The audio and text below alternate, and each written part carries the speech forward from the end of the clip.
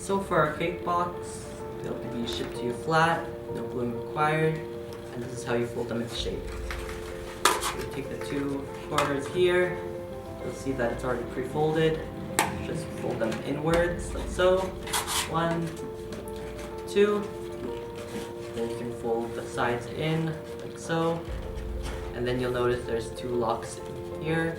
So these lock the two together. And this creates the base of the box.